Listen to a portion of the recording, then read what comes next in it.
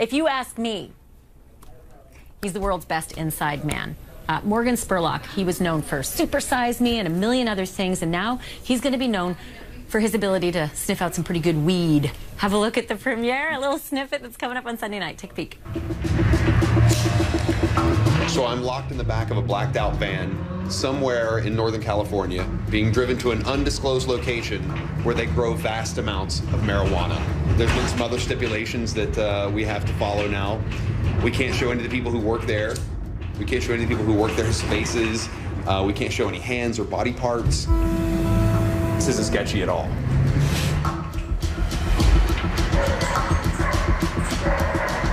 We're driving into a building right now. Hear the dogs?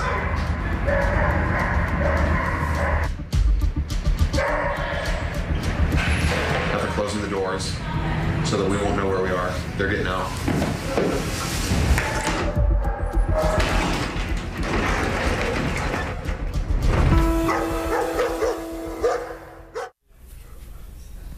What happens next?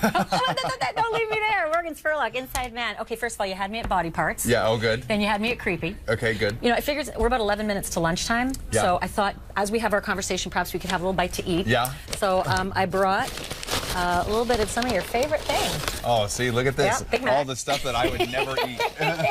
All the stuff that I would never indulge in. A little Big Mac for two and a couple of big tall Cokes, of course. See, that is all you. Everybody knows you. That is all you. From Super Size Me. I just want to watch as you stir this down because I know you like the smell. Yeah, right? the thing is about the food, like the minute I smell it, my mouth does start watering like Pavlov's dog. Come on. Like I am like, see, those they're not even like real. It's not even like a real French fry. Have you like, had one? I have not. Like here's the best part about this is if you put this under like the seat in your car, in like 5 years it'll still look just like this. And smell the same. And still smell just like that. And the smell of your car is pretty special too. And it'll smell just like that as well. I'm just gonna prop that up right there for you. See, like if the world ended today, you know, 50 years from now, 5,000 years from now, aliens would come, and this is what they would find. They would find this pile of food. They would find our corpses, and like this pile of food, nothing will have decomposed except you and I. Do you know what's amazing? I got to be honest. I watched Super Size Me. I was revolted by everything that happened to your body and everything else, and I still eat it all the time. Well, that's like why. candy. That's why you eat gummy bears. You know what's going on. Well, but it's almost like as you eat it. You know, it's like since it doesn't decompose, it's just making you last forever. See, that's what it is. You're going to live eternal now. It's going to be great. That's the secret That's of the why you look woman. so great. Just chow down on a couple of That's Big right. Macs.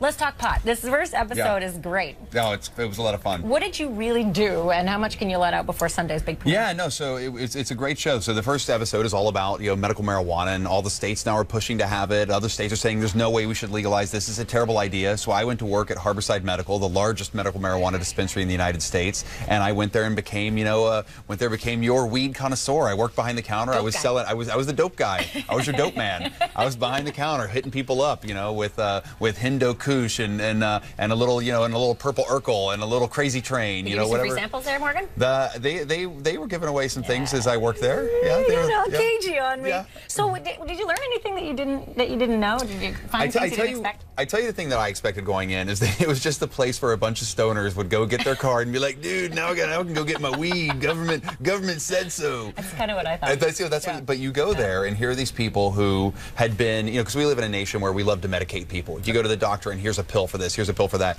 And I was meeting people who were on 6, 7 medications, were all strung out and addicted to these pills, and they started going to the clinic and started taking medicinal marijuana and are now off that medication.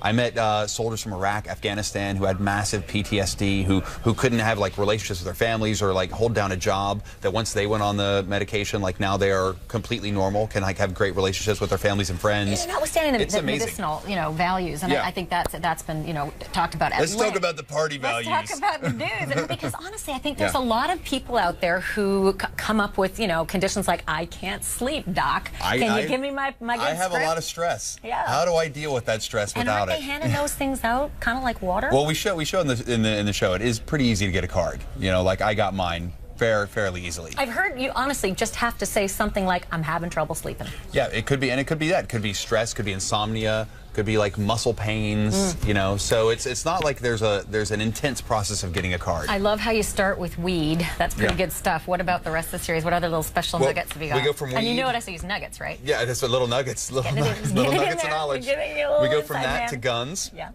Guns also a big topic, hot topic in America. Immigration, illegal immigration, education. Probably my favorite episode, which is very personal to me, is we do one about elder care, kind of into life care, where I move in with my 91-year-old grandmother You're become kidding. so I become like her bosom buddy. I become her roommate, for about a week and a half. How'd that go? Well, once you move in with an old lady, funny things just happen automatically. So I'm living with a 91-year-old woman. It was it was pretty entertaining. That sounds great. So every Sunday night At 10 o'clock. 10 o'clock. Yeah. For the next 8 weeks. Right here on CNN. And by the way, how did all of this come about? I mean, you are sort of the inside man from what I remember from Super Size Me. It seemed like it was a natural, but how did it end up that you just chose these particular topics and ended up at my table? Yeah, well, Speaking of, at your somewhat delicious table. Delicious table. Do you actually dare me to eat one of these right in front of you? You can eat whatever you like. You will it's not. your You body. absolutely will not do this. Will you? Your liver will be the one that'll hate you. I was going to try. Honestly, I was going to try and break news and get you to eat at least one Big Mac because I had a feeling you were telling the truth when you said you really had to. I do love Big Macs, Yeah, but I know but they're not really like food. It's not real food. It's like you're biting into like beef they are plastic. very real. It's They like are very real. It's like beef plastic. It's what it is. It's like it's grown on a farm. It's like Monsanto's making those in some factory somewhere. I can't wait to see what you got coming down the pipe. But I'm really distressed that you didn't eat any of that lunch. Well, I'm going to leave it for you. Then I'm just going to say you can have eat a that. snack later. You can have a snack later. I have to read a tease like this now. Nice to have you with us. It's great to see you. I love your work.